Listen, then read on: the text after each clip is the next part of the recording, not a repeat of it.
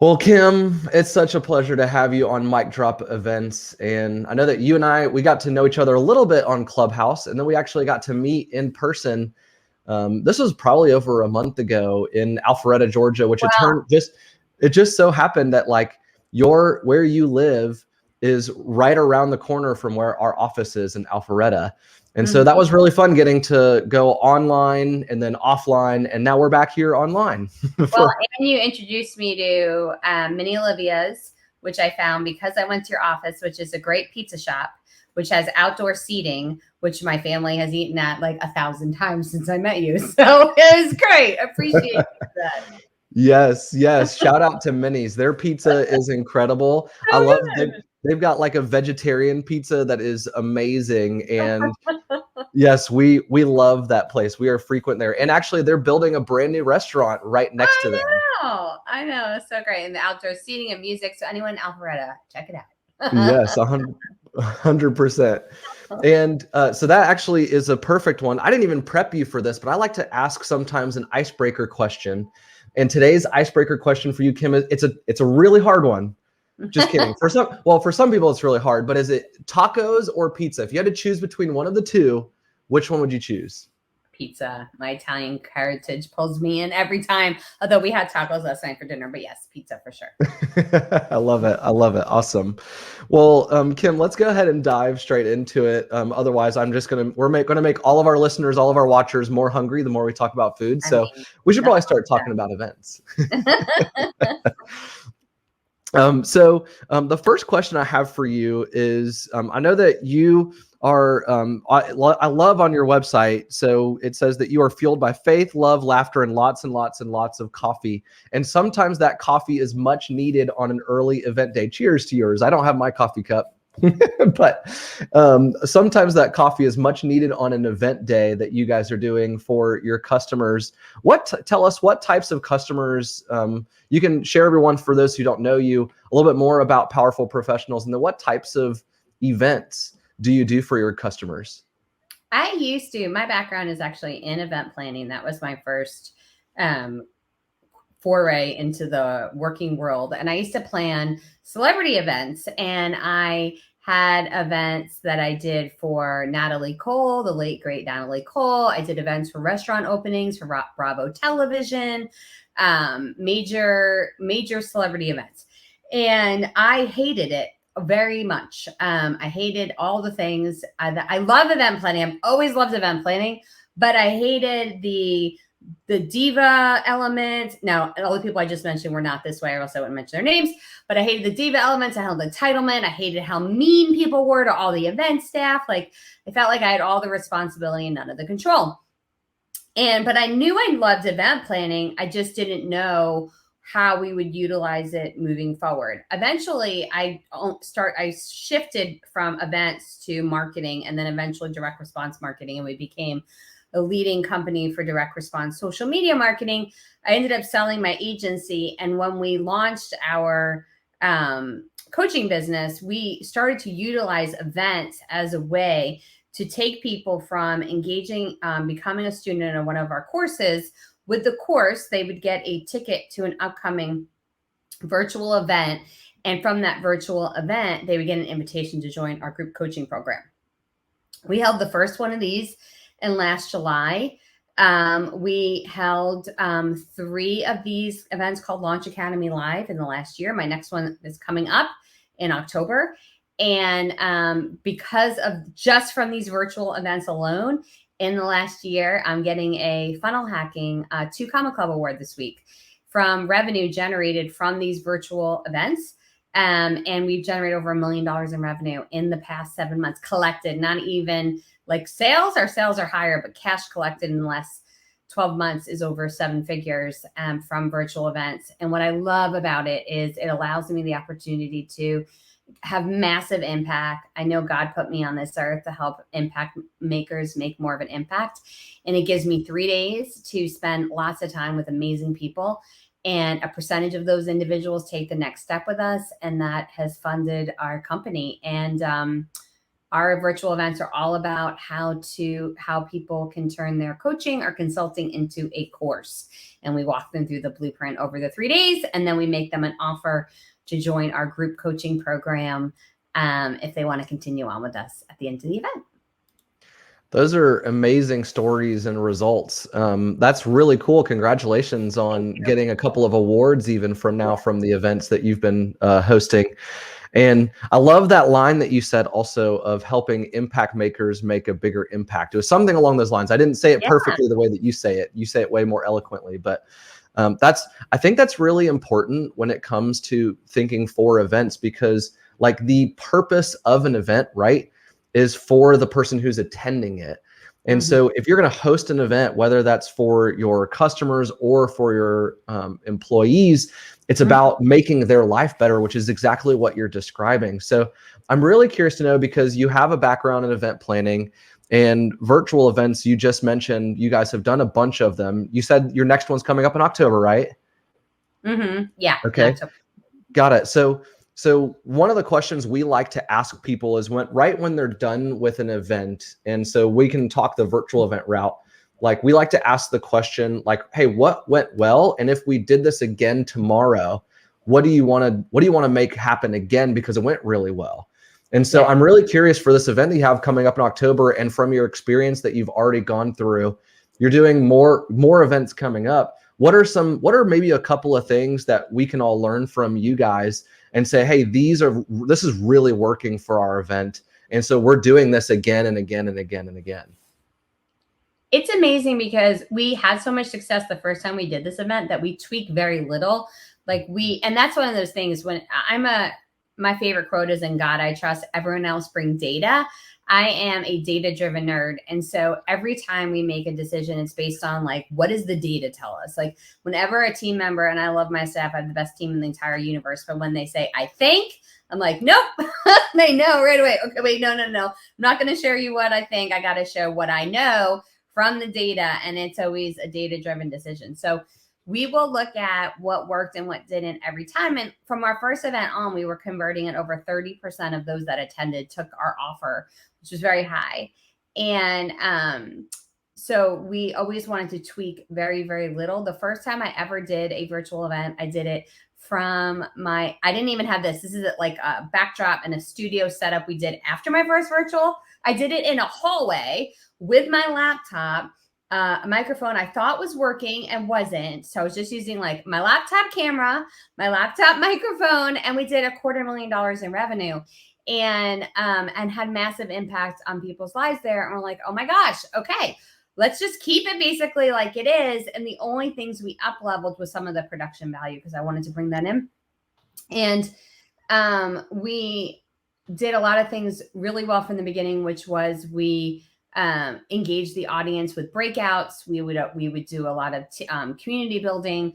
There's an amazing book that I love called You're Invited, and it's by John Levy, and it's all about how to create community engagement. He is amazing behavior scientist. I highly recommend it, and every marketer should read it. Event planners should have it as their bedside table, most often read book. And that was really good. One of the things that I didn't do as well is we work with a partner who does very big production events, and like doing Tony Robbins and events like that. And they have a huge studio, which was great. But I was a little more like, I was a little bit not as relaxed in the very beginning of the event. And I was more like performing and not as authentic. And so we still turned our numbers around. We still did as well as we had done before, but I had to work a lot harder on day 3 because I wasn't as like relaxed and as myself the first 2 days. So my do-over is like to get more chill and to spend more time practicing before we start in that new space.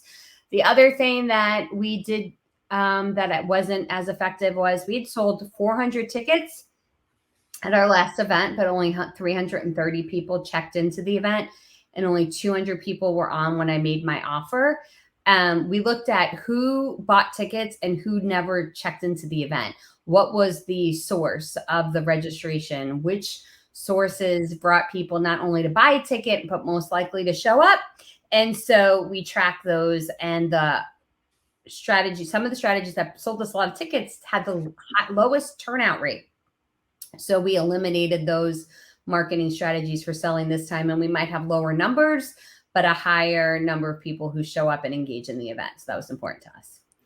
I love a couple of things, and I can definitely tell that data is important to you because you just knew those off the top of your head. 400 people, 303 people, 330 checked in, 200 on during after. And if you're watching this or listening to this afterwards and you missed that quote, because like I wrote it down immediately and I was like laughing to myself behind the scenes because it's so good, is in God I trust, everyone else bring data. So that was awesome.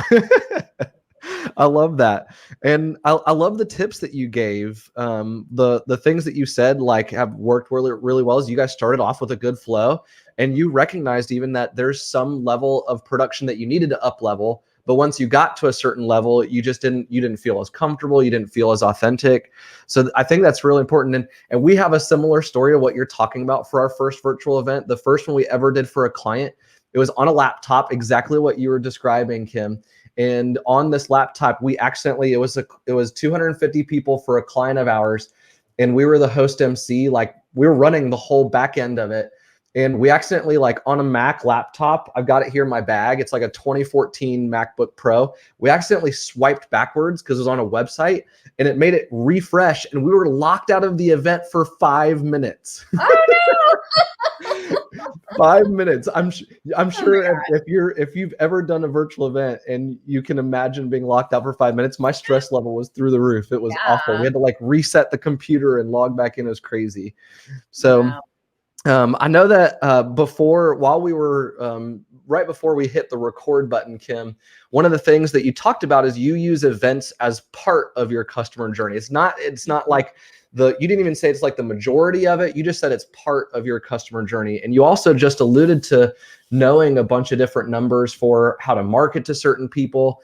So maybe there's someone out there that's watching this and they're either a coach or a consultant. They're considering putting on their own virtual event. Mm-hmm. Share a little bit more about what you guys teach for your clients for, hey, events are just one part of the customer journey. Like what's working for you guys is that's the part. So maybe you can do an overview of the customer journey, whatever that means for you, Kim. Yeah, we look at the overall. So my entire business fits in a triangle, and it's a triangle that fits on one sheet of paper. And we call this the apex accelerator because the very top of the triangle point is called the apex. And that is our most profitable, most engaged, most loyal, most amazing clients that we have. We're at that very top, and we have a top level called Elite. That's $35,000. And so all of my marketing is talking to the same person who would be a great match for the Elite level, even though we're not selling the Elite level on anything I do publicly at all. Like you only end up in Elite if you're already in one of my coaching programs and you identify as somebody who would be a good match for that program. But I'm always talking to that person because if I want all of my marketing funnels to be filled with people who are the right match for that, then I have to be talking to that person for every single thing that I do, which is why legit, like I am authentically someone who believes in God and loves data. And people who are my clients typically are also people who love God and love data. Like I am a good match for those people. They want to have massive impact. They also want to increase their income. And so I'm like legit talking to that person all the time and on purpose with a purpose. And so the way that we talk about the Apex Accelerator at the very bottom of the triangle, it's all the free content. It's being a guest on this like amazing podcast. It could be doing a clubhouse room, doing an Instagram post. That's free content. You then invite people to a free masterclass where you give them great value, but you offer them at the end, if they want to take the next step with you, they're going to buy your course, okay? Your digital course.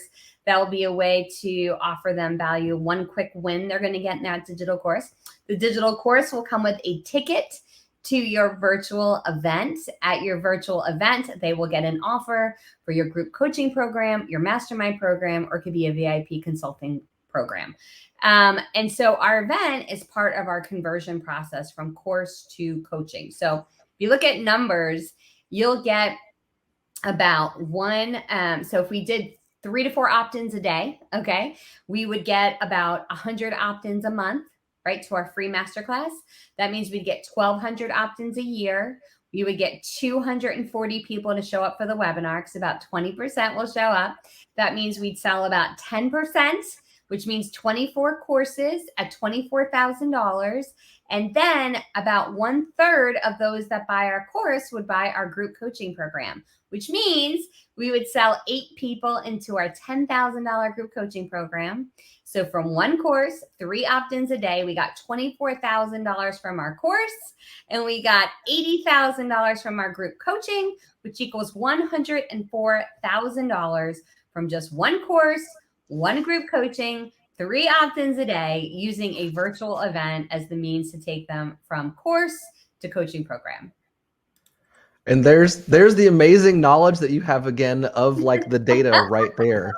Yeah. And that, I mean, that was a very simple master class in of itself of how to run a business like what you're doing. And I would checked on your website, and I've been getting emails from you guys for a while now because I've attended at least part of one of your virtual events. I have to admit, I was not there for one of your offers, so I was one of those people.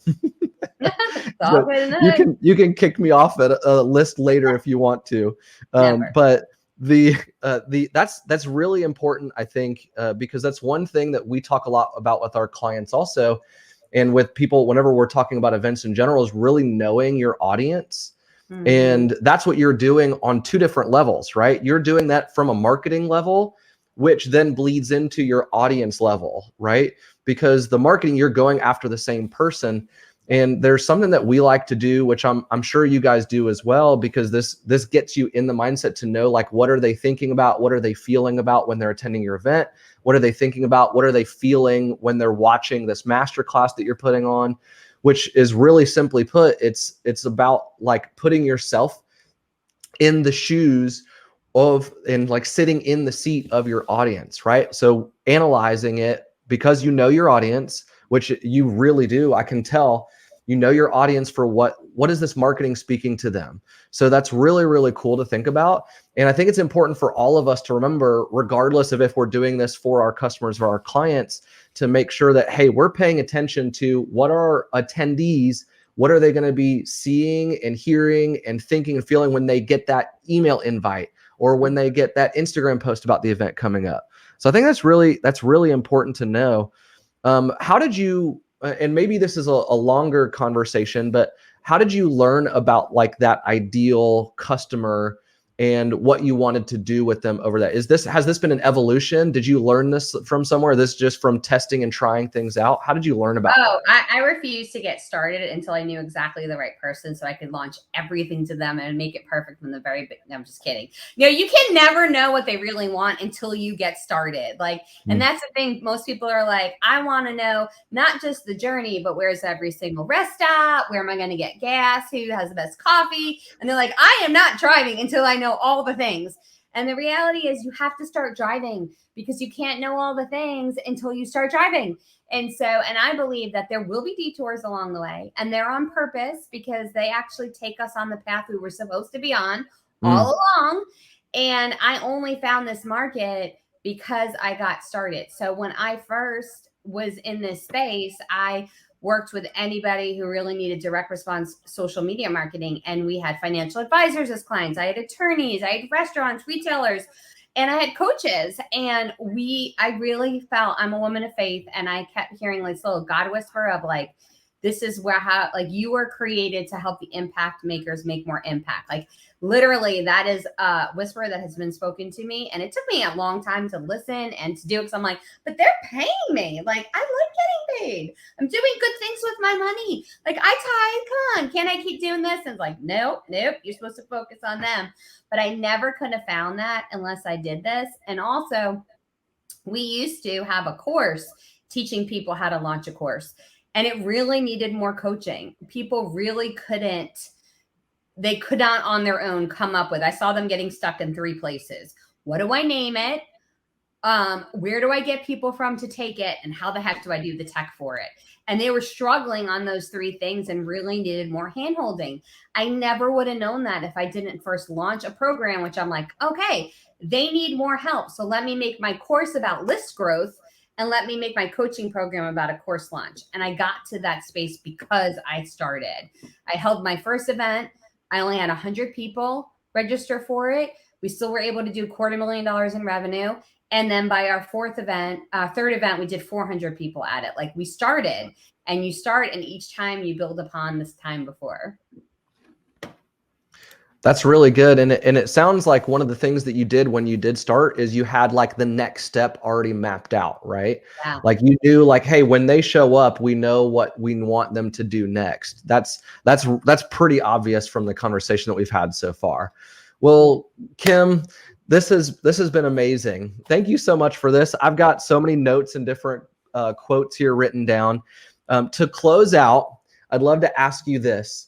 Do you have kind of like a mic drop statement? Because the name of the podcast, the name of the show is Mic Drop Events. So do you have like a mic drop statement that you can leave us all with that would be like, hey, here's just something, a nugget or a piece of wisdom that you've learned along the way? It's a quote by Les Brown that has literally changed the way I think about every single day of my life. And it is, evil wins when the good do nothing. So good. So good. Evil wins when the good do nothing. It's so true. It's so good. I love it. Well, Kim, this has been such a pleasure. If you're listening to this and you're like, hold up, who is this person? Let me tell you a little bit more about Kim. Okay, we're gonna get real, and I'm gonna go ham here on a little bit because I've got her bio pulled up. If you want to get in touch with her, you can go to kimwalshphillips.com. You can just Google Kim Walsh Phillips. It pops up. Trust me. Kim is the founder of Powerful Professionals, so you can go to kimwalshphillips.com or powerfulprofessionals.com. And Powerful Professionals is a business coaching and education company. And Kim and her team, they went from 32 clients to over 11,000 clients. That's right, 11,000 in less than a year, and was recently named number 475 in the Inc. 5000. And Kim is an MBA-free self-made millionaire. She's named a must-read by those in business by Forbes magazine. She's behind the scenes secret weapon of some of the biggest names in business, including Kevin O'Leary from Shark Tank, Dan Kennedy, Profit First author Mike. I'm not going to say that last name because I'll butcher it, and my name gets butchered a lot, but I think it's Mike Kolowitz, Harley Davidson, Hilton Hotels. Hey, this is real life. I said I wasn't going to say it, and then I said it. We're going to try. So Mike, if you hear this and I mispronounced it, I apologize. And then, as I said earlier, she resides outside of Atlanta, Georgia, with her very tall husband. It says right here from her website, glitter obsessed girls, and is fueled by faith, love, laughter, and lots of coffee. And if you want to check her out on social media, you can find her on Instagram at the Kim Walsh Phillips. And all of these links are going to be in the podcast description and in the show notes. Kim, this has been such a pleasure. Thank you so much for being here with us. Thank you so much for having me. You're so awesome. It's my privilege and honor to know you, and what a treat to be on your show. I love it. Well, thank you so much again. And to all of our watchers, we'll see you later.